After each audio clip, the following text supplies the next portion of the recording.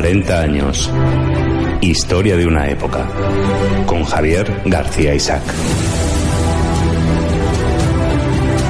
Pues estamos en 40 años, Historia de una época, y estamos con un periodista de esta casa, con JF Lamata. JF, ¿cómo estás? Muy buenas, aquí seguimos. Bueno, cuarto episodio sobre los crímenes de ETA. Sobre los crímenes de ETA, sobre el terrorismo en este país, la historia de ¿cómo diría yo?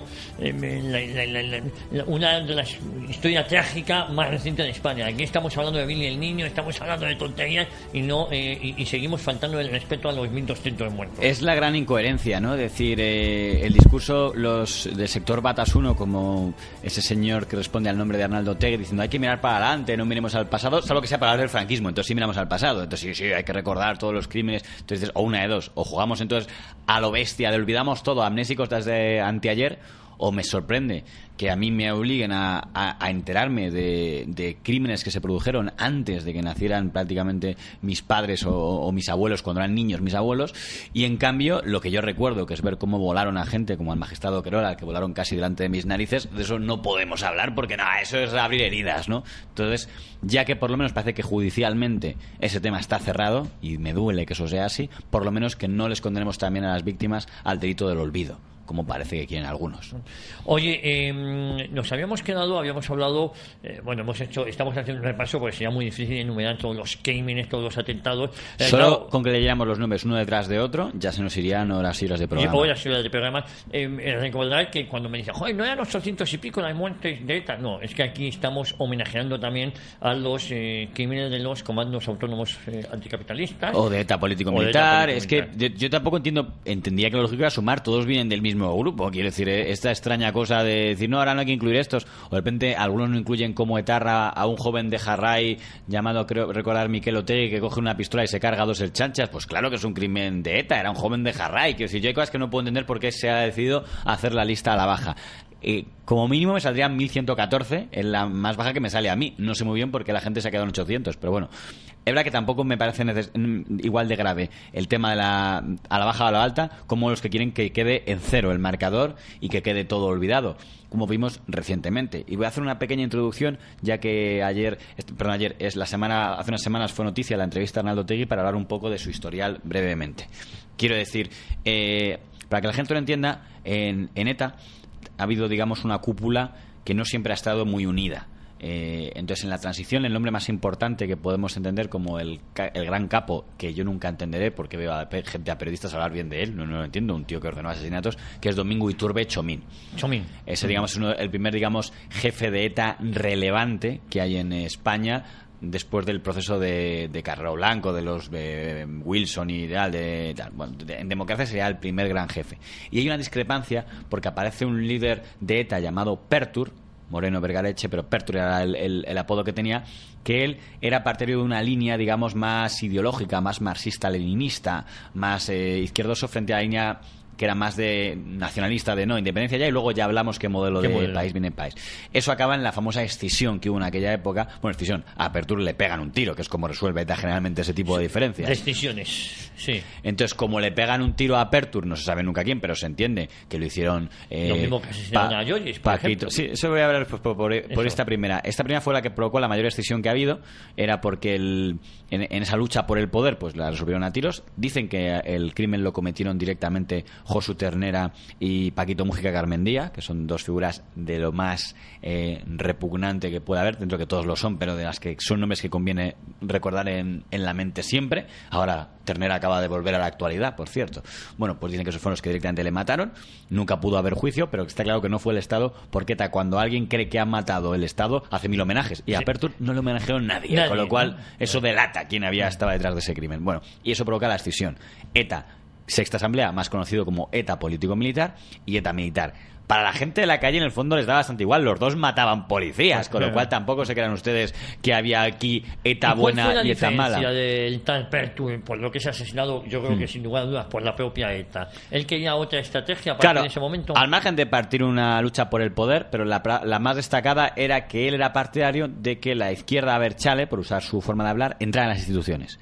empezaron a haber diputados, tal, y de hecho él fomentó un partido político llamado Euskadito Ezkerra, donde la cabeza visible era el abogado Juan María Vandrés. Mientras que, en cambio, el partido político que estaba en lo que entonces se llamó ETA militar, su partido político, que era Herri Batasuna, era partidario de no ir a las instituciones, porque entendía que ir era como reconocer el régimen fascistoide. Con lo cual decían, bueno, vale, es fascistoide, pero es bueno que nos vean, para que nuestra voz se oiga. Esta, digamos, era la diferencia más relevante entre los dos.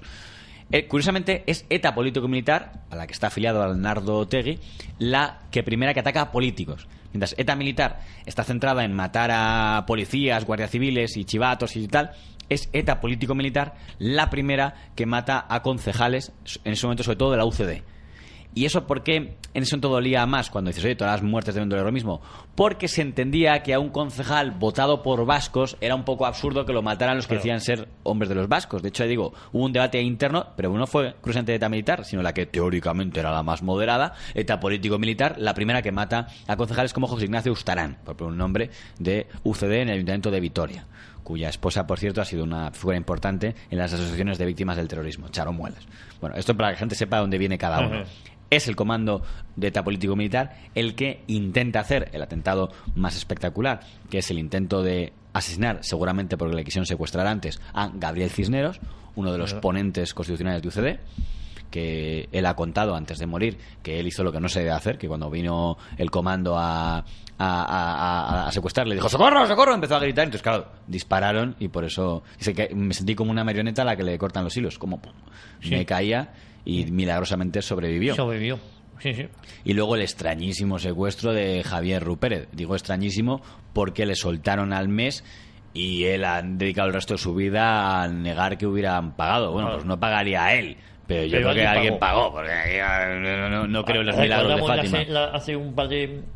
En el último episodio, como al que fue alcalde de Bilbao, Javier Gartua, o Javier Ibarra, me parece. Sí, Javier Ibarra, sí. Eso, es un nieto, ese amigo mío, Javier Ibarra y Gartua Ibarra, fue asesinado en el año 77. Por no pagar, el mismo día de las primeras elecciones democráticas de este país. 77 estuve. Sí, 15 de junio del 77. Sí. Pues este comando es donde se sospecha que estaba Arnaldo Otegi. ¿Por qué? Porque había un comando donde formado por 3 personas, una mujer, un señor que se llama igual que un periodista, pero no es el mismo, François Maruenda, y Arnaldo Otegi, que fueron los que, por ejemplo, secuestraron a un empresario a punta de pistola, a Bantua se llamaba, ya falleció, de un directivo de Michelin. Hay condena judicial, esto no es una teoría. Y a punta de pistola a Arnaldo Otegi le meten ahí en un zulo para pedir dinero. Salvó la vida a Bantua porque pudo pagar, pero dicen su hijo, que hace poco habló en una entrevista en el diario El Mundo, que su padre quedó marcado de por vida y de hecho toda la familia se fue del País Vasco, se fueron además de España, creo que se fueron, no sé si a Alemania o tal, pero se fueron fuera del país porque no aguantó lo que había sido ser secuestrado y que parte de sus propios empleados entendían que bueno, es que así es la vida, además tú despediste a gente en el 72, dice, pero tendrá que ver que yo en algún momento haya despedido a empleados con que me merezca que ETA me secuestre y me amenace de muerte, ¿no? Ese secuestro lo cometió este mismo Arnaldo Otegi. Y el resto de miembros del comando... Arnaldo Otegi, terrorista, con la pistola en la mano. Con la pistola... su mote era el niño gordo, porque sé que en aquella época estaba más grueso que ahora. Más o menos como ahora, pero... Pues casualmente, el comando de 3 personas que secuestró a Luisa Bantua, los 2 restantes fueron también condenados por el intento de asesinato de Gabriel Cisneros y por el secuestro de Javier Rupérez. No se identificó al tercer miembro del comando. ¿Ustedes quién creen que podía ser? Por eso es para que la gente entienda por qué hay ese malentendido siempre de si sí o si no. No hay condena de Otegi por el caso Cisneros y el caso Rupérez, pero como es un secuestro de 3 personas y una condena a 2, solo que los 2 no identificaron al tercero y el pobre Rupérez y el pobre Cisneros no pudieron identificar ese era el tercero, pues por eso solo tiene la condena por el secuestro del señor Abantua y no la tiene por los casos de Rupérez y Cisneros, pero para todas las víctimas se van a estar seguros, incluyendo el propio Rupérez, que lo ha dicho él, bueno, pues, que era el tercer miembro. Que Otegi es invitado a la televisión española, sí. Y además mola mucho en un sector periodístico y mola mucho en un sector de la izquierda española, como por ejemplo le molaba a Zapatero, que le llegó a calificar de hombre de paz, a pesar de que la organización a la que Otegi pertenecía asesinó a 14 militantes del Partido Socialista Español. No es que sean muchos en comparación con los 1.200 muertos, no se trata de de comparar. Sí, pero es el partido, digamos, el partido político que los que más han muerto es por el carnet, digamos, de España. Pero si hubiera que coger por partidos políticos, después del PP y barra UPN, sería el Partido Socialista el que más ha muerto gente por ser... Bueno, sin contar la antigua gente del movimiento. Sí, eso nunca es ¿verdad? Eso nunca por eso descuentan. digo que hay muchos concejales que habían... Como José Chigui, Tomás Larrañaga, el mismo Javier Ibarra... Legoibuyu, es decir, en verdad los primeros fueron los del movimiento.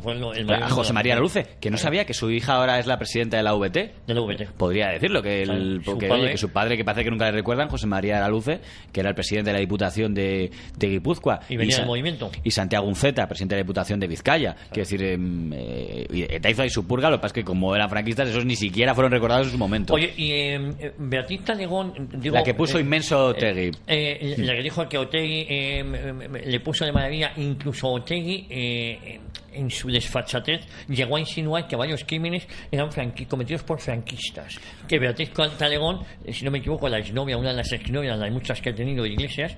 es que Talegón para mí demostró que no tenía filtros. O sea, quiero decir, la gente también, tiene que tener algún límite. De maravilla y diciendo que muchos crímenes eran del franquismo. Claro, eran los franquistas los que mataron a Carlos Blanco. ¿Usted se acuerda que nosotros hablamos del primer crimen de ETA, que es el de la niña Begoña Urroz? Sí. Arnaldo Otegi dijo en la entrevista de Televisión Española que ese crimen lo había cometido un grupo de liberación vasco que no tenía nada que ver con ellos. Perdón, en mi opinión, el hecho que diga que es un grupo vasco de liberación, porque estoy blanco y en botella, pero vale. Pero ¿qué es lo mejor que dijo? Además, era un grupo que tenía infiltrados del franquismo, porque lo que quería insinuar era que fueron los propios franquistas, que se aburrían, íbamos a poner una bomba y volar a una niña porque sí, estamos aburridos y tal. Pero bueno, mucha gente lo habrá comprado, es decir, que Begoña Urroz, en el fondo, esto es como cuando en una manifestación señores queman papeleras y rompen cosas y dicen, infiltrados de la policía.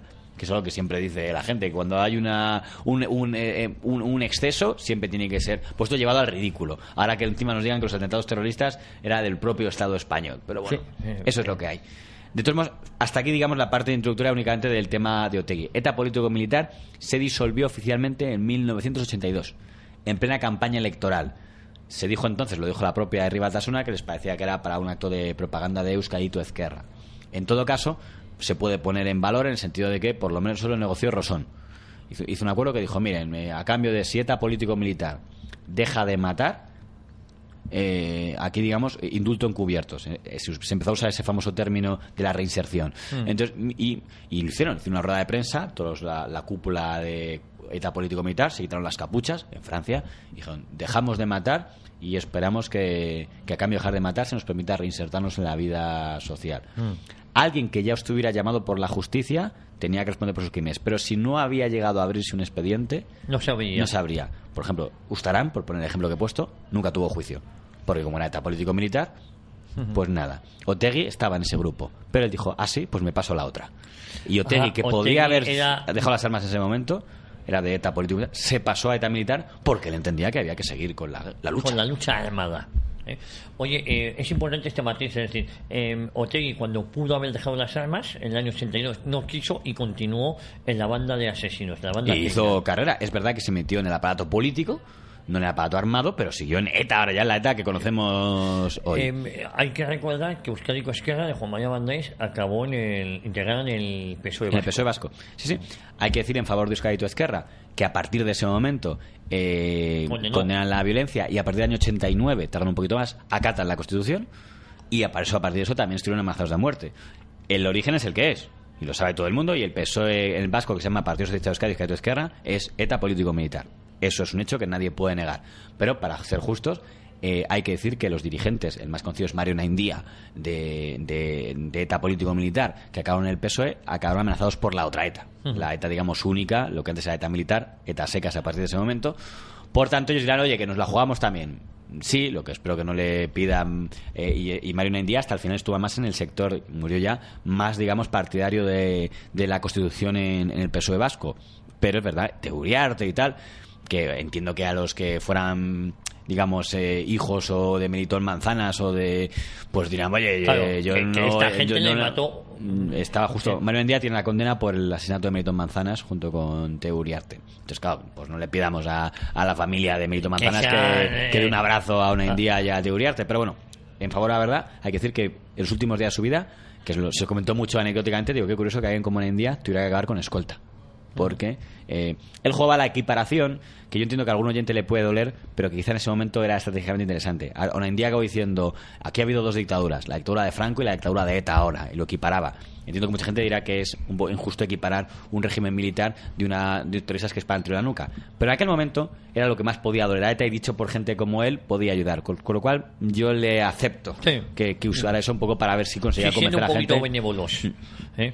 Me voy a por delante que me quedo con Militón Manzanas. Sí. Claro. En homenaje a los que han sido víctimas. Por cierto, Juan María Bandáis luego acabó siendo muy amigo de Blas Piñar.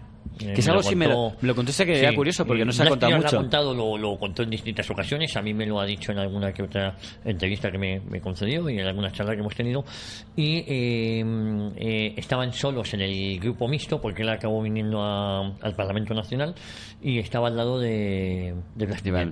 Y de hecho, una vez que los dos dejaron de ser diputados y que Juan María Bandáis tuvo un ictus, pues Blas Piñar pues le escribía con asiduidad y se escribían y tal. Y en una ocasión Blas Piñar me comentó que iban a dar un mitin en Vascongadas y que Juan María Bandáis le avisó de que era mejor que no fuera. Para que no le... Porque habían preparado un atentado y tal, ¿sabes? Pero vamos, insisto que esto ya lo había hecho público, y a pesar de las diferencias ideológicas que siempre han tenido. Aunque hay que decir que en aquella época la gente era muy radical, porque Andrés era muy radical y Piñar en sus ideas eran muy viventes, pero eran caballeros, es una cosa que no veo ahora. O sea, era compatible, tenía un ideario muy radical. Ahora y es más, si te llevas con gente, yo tengo amigos con los que discrepo mucho, pero si muchas veces preferimos no decirnos qué tal, porque la gente busca clubes de hooligans, ¿no? Y oye, yo me llevo bien con mucha gente que lógicamente no piensa como yo, y hay veces es amigo de no sé quién y tal, y yo creo que una cosa no quita la otra cosa es esta gentuza con la que yo no me sentaría, ¿no? Bueno, ¿qué más cosas? Vamos a volver donde lo habíamos dejado en el año 85, donde lo habíamos dejado el programa pasado, y ahí curiosamente ha habido, digamos, un comando muy poderoso de ETA, del que hemos hablado mucho y seguiremos hablando, que es el llamado Comando Argala, el comando de los franceses, el comando invisible, que sembró de cadáveres España y nunca lo pudo detectar la policía hasta mucho después. Pero en el año 85 se crea otro comando de gran trágico recuerdo, que es el llamado Comando Madrid, el Comando España. Este comando era un grupo de gente que decidió en el 85 cambió la estrategia que había funcionado hasta entonces de los ametrallamientos de guardias civiles y tal, por la estrategia de las bombas, los coches bomba, el gran descubrimiento que hace ETA en los años 80. ¿Quién dirigía a ETA? En ese momento Chomín estaba perdiendo mucho poder y entran en escena figuras muy siniestras, estos que había mencionado antes. Josu Ternera y Paquito Mujica Garmendia toman un poco el poder en el comité ejecutivo de ETA. Son ellos los que deciden que se empieza a diferenciar entre, digamos, un aparato político, los que negocien con el gobierno, si se quiere, de turno, con los que hagan manifiestos de documentos, pero luego se deje al margen un aparato militar, como llaman ellos en su jerga, que vaya un poco separado uno de otro. Y ponen al frente de ese comando militar a un tío llamado Santi Potros, Santiago Arróspide, y es el que dice, vamos a llevar la estrategia de los coches bomba, que va a ser mucho más efectiva que la del ametrallamiento, que es crear un artefacto y ver, boom, cuánto puede. Antes la bomba era un saquito que ponías encima, tal. Ahora el propio coche va a ser una bomba. Lo vamos a ir colocando en sitios. Se manipulaba el coche, se convertía en una bomba viviente. Había un comando robacoches que iba robando una serie de coches, los iban colocando en lugares y reventaban. Y este método fue el que llenó de cadáveres concretamente Madrid entre el año 85 y el año 87, que hubo atentados muy bestias centrados en mandos policiales y policiales y ejércitos. Por ejemplo, el día que España entra en la Unión Europea, lo revientan. El 12 de junio de 1985 es el gran acto, viene toda la gente para el abrazo, el rey y tal, porque España entra en la Unión Europea, entonces Comunidad Económica Europea, y ese día, ¡boom!, revienta un coche bomba y vuela Vicente Romero, Juan García Jiménez, Esteban del Amo, eran los guardias civiles a los que les reventó este comando. Por cierto, no he dicho, ¿quién lideraba el comando en Madrid? Iñaki de Juana Chaos. José Iñaki de Juana Chaos, que ya está en libertad. Aquel que nos dijeron que iba a cumplir más de 2000 años en la cárcel y se iba a pudrir ahí, mentira, está en la calle desde hace unos cuantos años. Este era un expolicía, curiosamente. Lo que no sabemos es que era un infiltrado desde el principio de ETA o que luego puso el cerebro del revés y tal. Estaba también en ese comando varias mujeres, Belén González Peñalba, Carmen, Inés del Río, que esa es la que señalaba, no era, y luego Idoia Loperriaño, la llamada tigresa. Esta decían que, bueno, en fin, no voy a entrar en temas sexuales, pero vamos, que era muy amiga de todo el medio, todo dentro en el comando. Sí. Por ejemplo, Suárez Gamboa, que es el último miembro de este comando y el que más ha contado cosas de esto, porque es el arrepentido de este comando. y el que más nos ha ayudado a saber cómo funcionaban los comandos de ETA, lo cual no quita que estuvo implicado en 80 asesinatos, que no está mal. Pues ese se contaba que, por ejemplo, cuando iban a matar al fiscal general del Estado, Burón Barba, no lo pudieron hacer porque se quedaron dormidos Iñaki de Juana y Tigresa la noche anterior. Mientras estaban en la coyunda. Esa tontería salvó la vida a Burón Barba. Sí, Cosas curiosas de la historia interna de los comandos. Bueno, que pueda recordar la gente, bombas famosas, bomba en la República Argentina, donde volaron a un coche de guardias civiles, pero se llevaron por delante de paso a un ciudadano norteamericano que estaba haciendo un footing por ahí, Eugene Kent.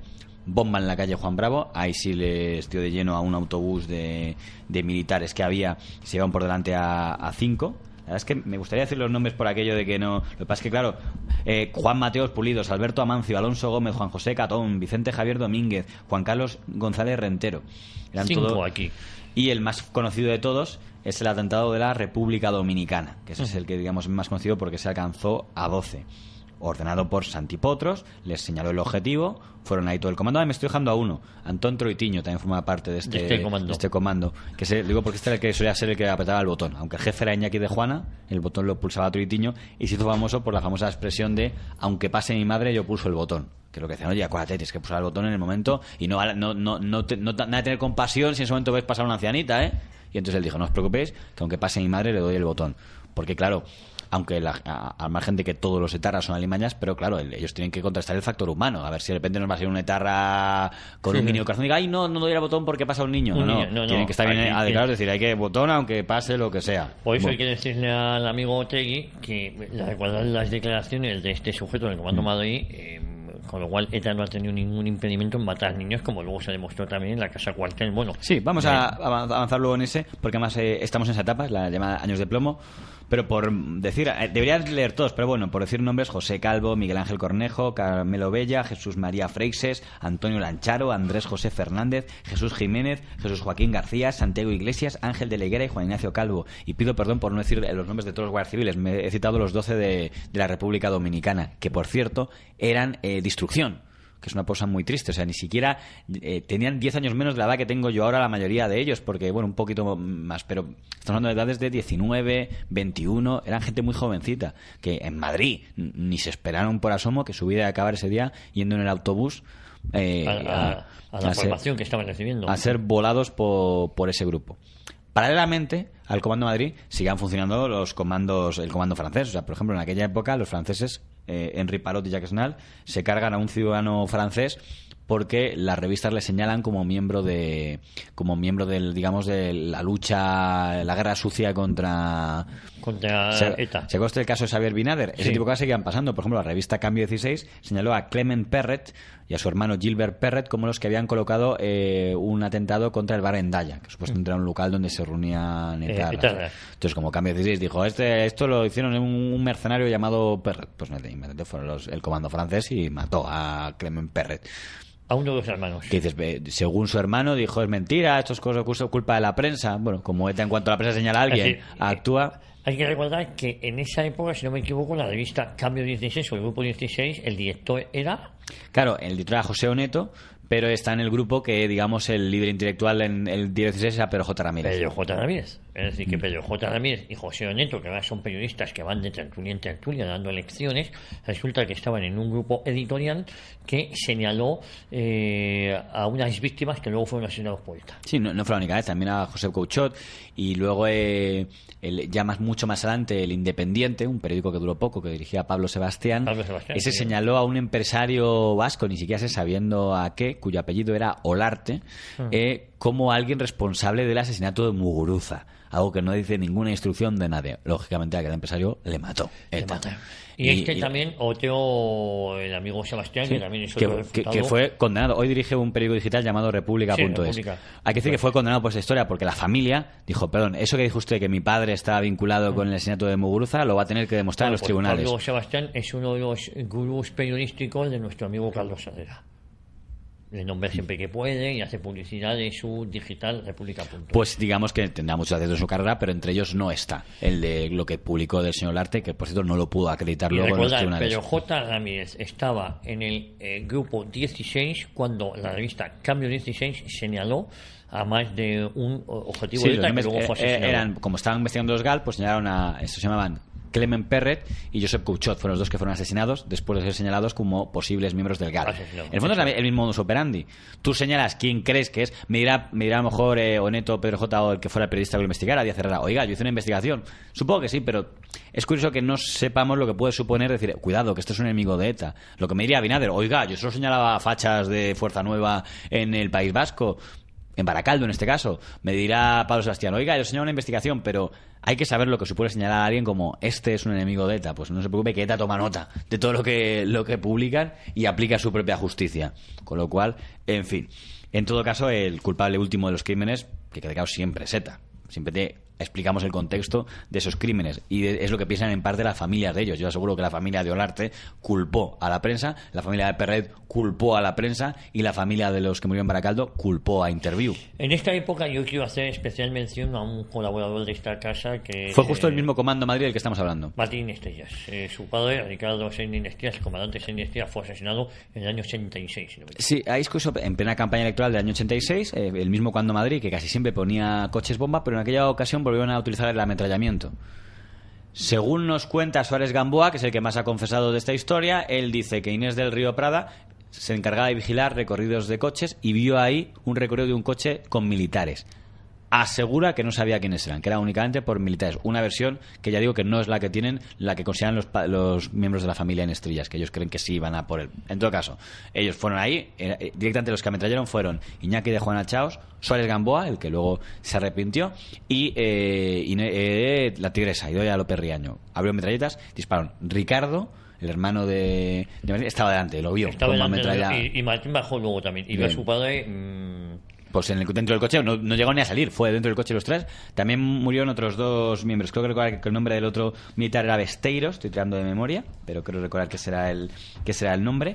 Y el pobre chofer también, Francisco Casillas, mira, aquí está. Carlos Besteiro Pérez era el otro militar que murieron el comandante Ricardo Sánchez Estrillas, el coronel Carlos Besteiro y Francisco Casillas Martín. La imagen fue muy... Y además les condenaron, por cierto, 87 años de prisión, que ya supongan ustedes que no han cumplido ninguno de ellos, de los todos que acabo de citar. O sea, Iñaki de Juana, López Riaño, Suárez Gamboa y Antonio Troitiño. Estaba Troitiño también, mira, estaban todos juntos. Estaban todos juntos. Pues estos son los que mataron a los tres en plena campaña electoral. Hay que decir, por ser justos, que al contrario de lo que pasaba en UCD, el gobierno del PSOE, y esto es un hecho, le ofreció a la familia un funeral de Estado y la familia no quiso, ni tampoco la familia de Besteiro, deben ser que eran amigos, con lo cual el funeral de Estado fue solo para Francisco Casillas, el chofer. No quiso porque era un contrasentido, porque Ricardo, el comandante Senin Estellas, estaba amenazado de muerte y si no me equivoco le quitan la escolta días antes. Eso es lo que alguna vez ha dicho en una entrevista a Ricardo Senin Estellas, que es decir, le dejaron el camino libre a ETA. Claro, le quitan la escolta. Es decir, y fue rápidamente, y además yo creo que Martín lo ha comentado en alguna ocasión, el padre dijo algún día nos va a pasar esto de que le iban a matar, vamos, le quitan la escolta. Estuve yo en el entierro, tengo una foto de la ABC en el entierro del comandante Senin Estellas, y esa misma tarde un grupo de jóvenes, yo tenía 20 años justos, fuimos a casa de Ricardo, al lugar del atentado. Exactamente, que era justo pues, prácticamente en el portal de la casa, ese mismo día. Hay que decir que en esta misma época, decía únicamente para diferenciarlo de la política de UCD de Suárez y Gutiérrez Mellado, que era de que no hubiera funerales de Estado, una cosa que estará siempre con letras oscuras en el historial de aquel gobierno y que no se le puede achacar al gobierno del PSOE. Y a Suárez, que suprime los funerales de Estado para las víctimas del terrorismo, claro, es que tendría que ser en el año 80 había un funeral de Estado todos los días claro. O cada 3 días, tiene el nombre de un aeropuerto. Pues hay que decir que en favor, por ejemplo, de que no lo he traído, pero poder tener cortes de José Barrio Nuevo, que era el ministro de Interior en esta etapa, dando auténticos discursos en pueblos vascos. Y hoy recordamos al compañero agente José López tal, que han dado su vida por este país y no tenían miedo a esos asesinos. Es decir, Barrio Nuevo ministro del PSOE, curiosamente, se atrevió a hacer lo que no hizo José Rosón nunca. Y Rafael Vera y esta gente cometieron muchos errores, pero ese no. Y de hecho, obligando a sacerdotes, perdone, quiero la bandera de España. No, es que aquí no, es que este funeral es de Estado y va a ser con la bandera de España ahí. Y te obligaba a poner la bandera de España en los funerales en los pueblos vascos donde habían matado a policías. Esto digo por que luego a lo mejor al día siguiente se iba a Barrio Nuevo y volvía al terror, claro que sí, no me engaño. Pero por lo menos esos minutos, esos 2 minutos, esa hora que duraba, estaba por lo menos se homenajeaba a las víctimas, cosa que nunca hizo, efectivamente, como bien dices, nunca hizo el ministro Rosón, y lo siento, porque no tengo nada contra él, pero yo estoy haciendo el historial es el que es. Ni la UCD. Por cierto, en aquella época, a la vez que estaban matando el Comando Madrid, no me quiero olvidar de que seguían toda la red de comandos esparcidos por toda España. Por ejemplo, en Álava estaba el Comando Áraba con Soledad y Paraguirre Amboto, que mataba gente, por ejemplo, a Estanislao Galíndez, que era un cartero. ¿Y por qué mataron al cartero Estanislao Galíndez? Pues porque era vasco y estaba afiliado a la Alianza Popular. Y entonces, en aquella época, si eres de derechas, seguro que es un chivato. No nos fíes. La gente que le hemos visto entrar al cuartelillo, es amigo del policía, pues hay que matarle. Entonces, era una cosa brutal, porque estamos señalando a la gente que dispara. Pero para que supieran que Estanislao Galíndez supuestamente había entrado en el cuartelillo, ahí está el que señala y el que se chiva. El que dice al que sabe que es de ETA, oye, a Estanislao le he visto ayer entrando en el cuartelillo, o sea que ya sabéis. Eso está en la historia del País Vasco. Usted ha dicho una cosa que nadie va a decir en medios, que decir, aquí no hay responsabilidad de una sociedad. Yo lo dije, yo creo que la sociedad vasca de esta época tiene una vergüenza y tiene que hacerse dominar, porque fueron conniventes, o bien por acción o bien por omisión, pero fueron conniventes con los criminales de ETA. Y con los que señalaban, que también no son miembros de ETA, pero deberían serlo. Sí. O sea, y es que Cartero fue asesinado... porque decían que le habían visto entrar en comisaría. Sí. Que a lo mejor era porque hablar del bingo con un amigo policía, vaya usted a saber. Bueno, o por lo que fuera. Y aunque fuera por colaborar, claro, a ver si resulta que es un delito ahora. Es colaborar con la fuerza del público. Es decir, es que manda huevos encima, ¿no? No me quiero olvidar del general Atares, que ya que estamos hablando de gente Juan Atares, sí, señor, me acuerdo perfectamente en el centro de Pamplona. Este era el comando Nafarroa, es decir, el que estaba en Navarra. Es que era horrible, tenían un comando en cada zona, que eran 3 tíos en un piso. Santi Potros les mandaba un objetivo a por él, a darle pasaporte. El general Atares era muy conocido porque también había sufrido arresto.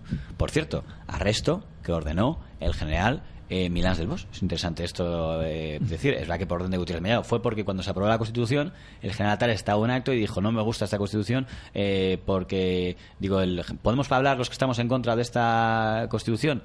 En un acto en el que estaba Gutiérrez Mellado y los grandes jefes militares. Y Gutiérrez Mellado te cogió la matrícula. Entonces Gutiérrez Mellado dijo, venga, puede usted hablar. Yo digo, me parece que esta Constitución es, creo que dijo, divorcista y atea y no sé qué.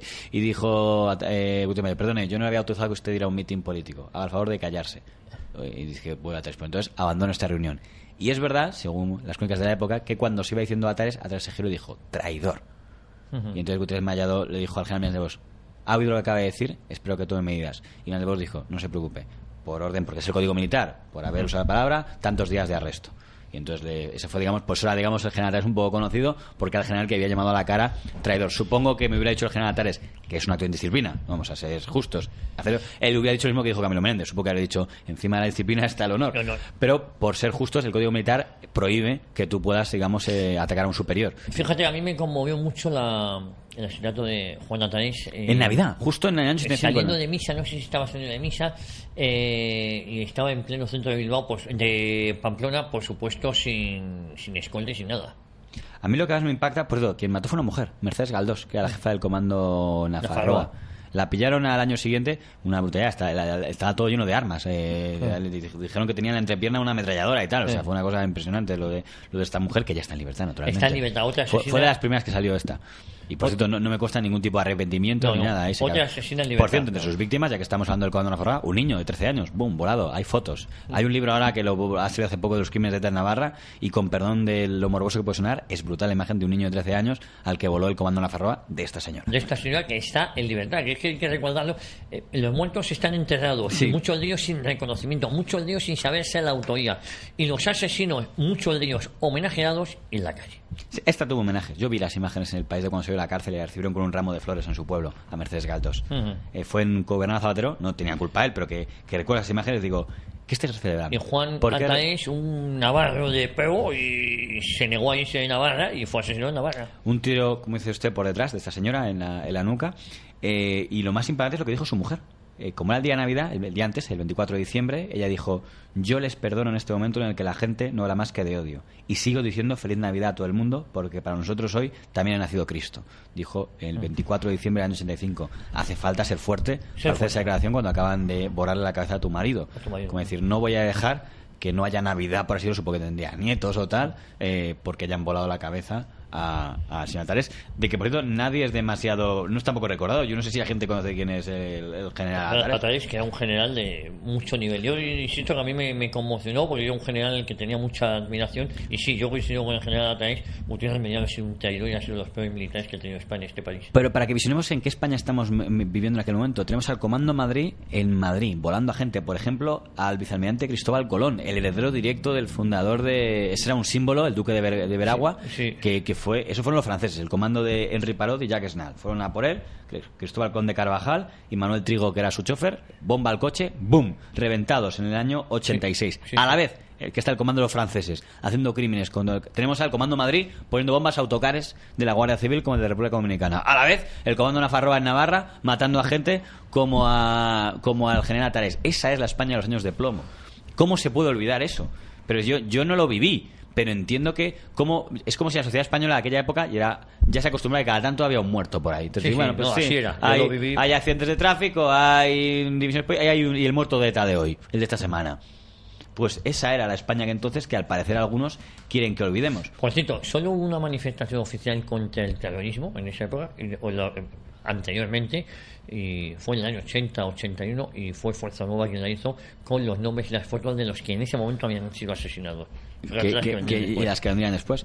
Antes ha mencionado usted un nombre que también viene por esta época y es interesante, que es el nombre de Joyes, Dolores González Catarain, que era un símbolo también. Claro, Joyes, hemos mencionado mujeres en ETA como Mercedes Galdós, que era la del como tal, la tigresa, pero estas eran pistoleras, tienen un poco el atractivo de cine de una mujer asesina, tal, pero no eran de la cúpula. Joyes era una mujer en la cúpula de ETA, supuestamente era una mujer intelectual, era muy cercana de Argala, el tipo que pulsó el botón y voló a Carrero Blanco, entonces tenía un poco el valor de simbólico.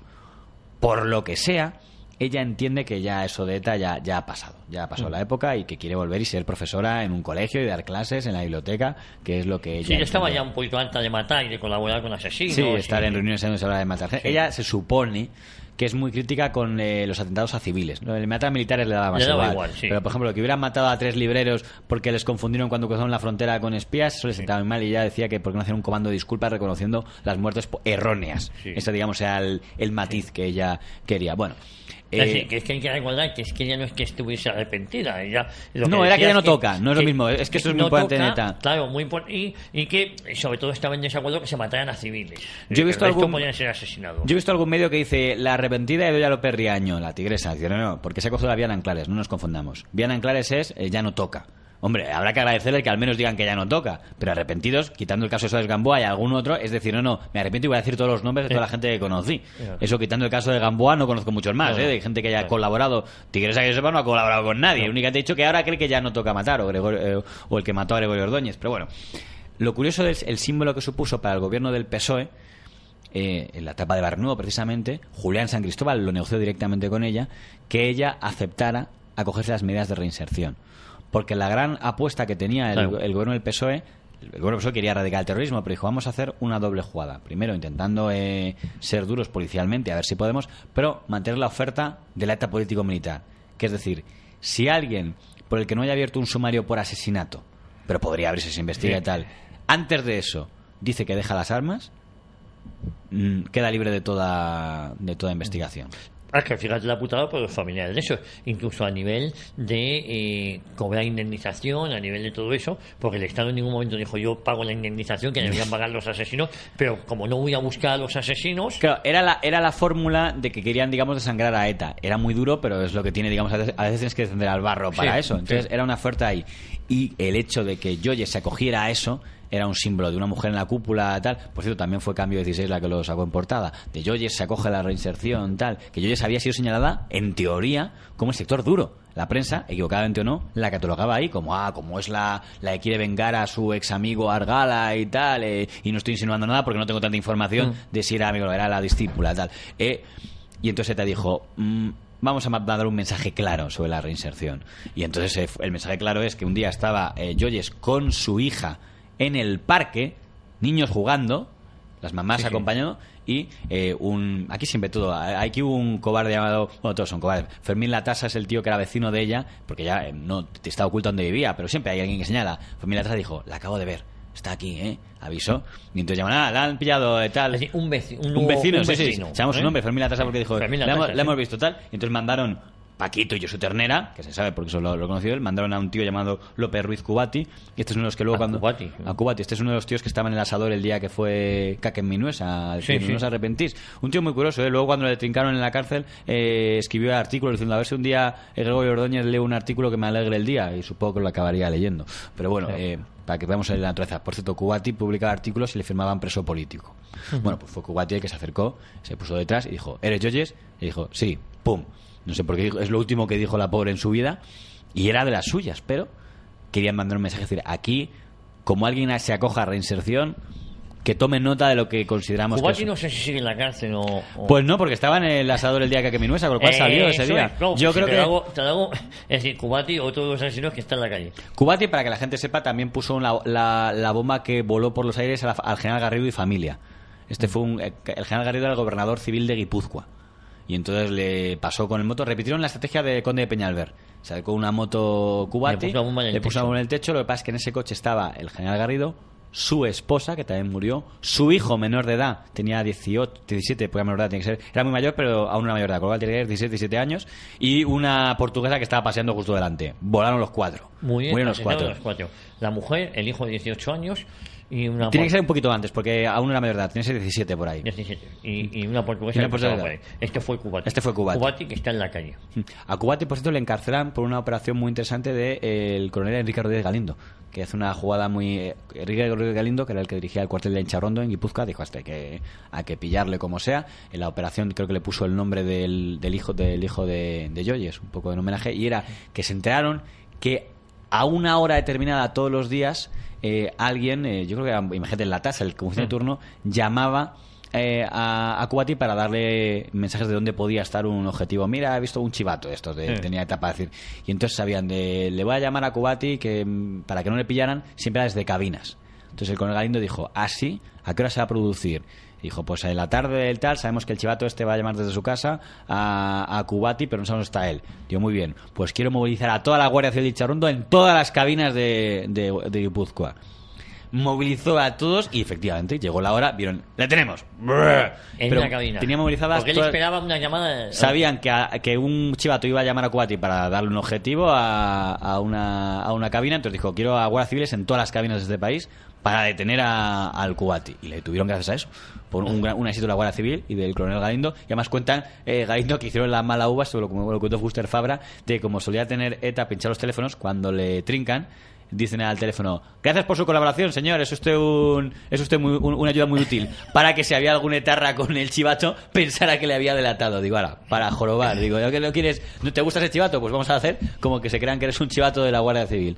Y por eso detuvieron a Cubati. Pero qué buen trabajo hizo el general Galindo, para nada, entre comillas, porque la mitad de estos están... Bueno, la mitad. Sí, ya está en libertad, pero bueno, por lo menos en ese momento dejó de matar. Por eso, el nombre era Rafael Garrido Gil, su esposa era Daniela Velasco, Daniel Garrido Velasco era el hijo, y María Teixeira era la pobre portuguesa que pasaba por ahí. Esos fueron las víctimas de Cubati, junto con Joyes, que no sé, no digo, oye, Joyes también me hace un crimen horrible, pero Joyes se recuerda un poco, debe ser por lo de ser y en cambio otra mujer como puede ser Daniela Velasco o la portuguesa María Teixeira, esa ya se ha olvidado. O sea, se queda únicamente Cubati, asesino de Joyes, bueno, y demás gente, no solo de Joyes, sin que me deje de parecer horrible Joyes.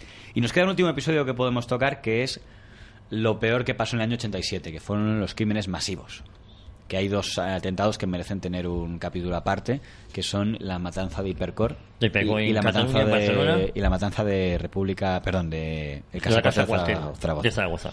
Esto fue muy raro en el sentido de que en el año 87 se supone que Chomín, el jefe de ETA anterior, que ya había perdido mucho poder en manos de Josu Ternera y de Paquito, se muere. se supone porque se cae del tejado.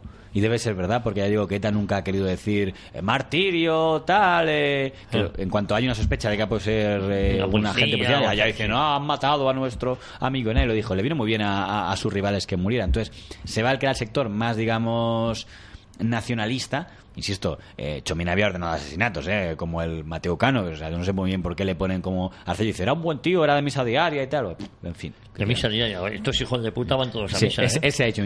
Los que ya después no. Entonces, cuando se muere Chomín, toman el mando de ETA Josu Ternera, jefe político, y Paquito Mujica Garmendia, jefe militar. A Santiago Arróspide le han podido trincar de nuevo el equipo del coronel Galindo gracias a las redadas anteriores de Cuba y tal, y ha caído.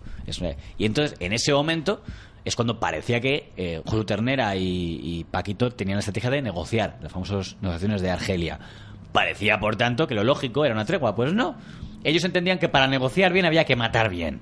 O sea, cuando el gobierno del PSOE, que está a punto de salir Barrio Nuevo para entrar un nuevo equipo que encabezaba Corcuera, que no se crean que ninguno de ellos sea muy amigo de la negociación, pero entendí, bueno, hay que explorar esa vía. O sea, realmente es aquel PSOE, los líderes de la política antiterrorista, ni Rafael Vera, ni Damborenea, ni el Gorega, ninguno era lo que podríamos entender hoy un Zapatero. No, eran todos. Pero, de hecho, lo que dice Felipe González es: autorizo una negociación si su fin es la erradicación del terrorismo. Eso lo dice en público y no elige por casualidad las frases. Dice, si se consigue erradicar el terrorismo explorando todas las vías, incluyendo la de la negociación, vale. Pero no era en plan, bueno, miremos al futuro y tal. No. Aquel gobierno en ese tema lo tenía claro, había vivido mucho. En ese año les da por hacer dos de los crímenes más bestias que ha habido en cuanto a población civil, dentro que estamos comprando su basura argumental de que las muertes de los policías eran guerra, ¿no? Sí. La bomba en Hipercor es de los atentados más raros en cuanto a decir qué pretendían. Según en el juicio, por cierto, vamos a explicar, a dar nombres. ¿Recuerdan a Antón Truitiño, el que pulsó el botón y mató a los guardias civiles jovencitos de la República Dominicana? Su hermano Domingo Truitiño es el que pulsó el botón para volar a los de Hipercor. Qué familia tan encantadora, ¿eh? Los dos están en libertad ya. Sí, los dos asesinos de Hipercor están en libertad. Y luego va Otegi por las calles de Barcelona y la chusma, la gentuza se hacen selfies con él. Hay que recordar cómo el dirigente posteriormente de Izquierda Republicana negoció con ETA, y yo creo que con el mismo Otegi, de que no se atentara más en Barcelona. Carlos Rovira, que sé que usted está haciendo referencia, hizo algo mucho más asqueroso. Carlos Rovira hizo un artículo que yo creo que es en la UI, que lo puedo traer la otra vez con la fecha exacta, después de los atentados de las casas cuarteles, uno después del que nos habló hoy, que es el de Vic, diciendo que eso era culpa de poco menos que del Estado español y que por favor que ETA no tenía derecho a matar a catalanes porque Cataluña también era un pueblo oprimido como ellos. Luego se moduló un poco, pero el Carlos Rovira de los 90 escribía cosas como esas. Sí, escribía cosas como esta. Que el culpable era el Estado. Pues en Hipercor, lo trágico, eso lo hizo un comando Barcelona que duró poco tiempo, que encabezaba Domingo Troitiño, el hermanito de Antón, con una mujer llamada Josefina Mercedes Hernaga y un mercenario llamado Rafael Cari de Simón. Y fue la última orden que dio Santi Potros antes de que le pillaran, era: tenéis que atentar contra Hipercor porque tiene intereses en Francia y nos interesa que en Francia pues también padezcan el terrorismo. Pero eso, en vez de ser matando a un policía francés, es un atentado de Hipercor que nos han dicho que tiene interés en Francia. Qué argumento más raro. Lo triste de ese atentado es que mucha gente ha comprado, entre ellos Otegi, que es culpa del Estado. Y es verdad que hay una condena al Estado, porque el Estado actuó muy lentamente. Pero yo no, ni por asomo quitaría responsabilidad. Quiero decir, lo dijo muy bien el fiscal Fungueriño, que acaba de morir y fue el fiscal del caso Hipercor. Dijo, oiga, si usted quiere atentar contra los intereses en Francia, pues lance un cóctel molotov contra un Hipercor. No ponga 400 kilos de bomba en los aparcamientos. Claro. Montaron a 21 personas en Hipercor. Personas, según ellos, se habían avisado de que se desalojara y que la culpa fue, como siempre, no de los que pusieron la bomba, sino de que no desalojaron a tiempo.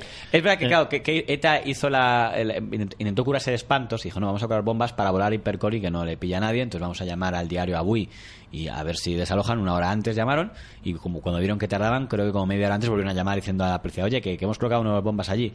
Hipercor, que debe ser que está acostumbrado a que le llegue de Dios, digo, oye, que dicen que tal, bueno, pues que llega la policía y nos diga tal. Como no lo había hecho nunca ETA, no pensaron que fuera verdad, o dirían, bueno, pues habrán puesto algo. Pues no, habían puesto tropecientos kilos explosivos que hicieron reventar a 21 personas. La verdad es que las historias son terribles, entre ellos niñas, ¿no?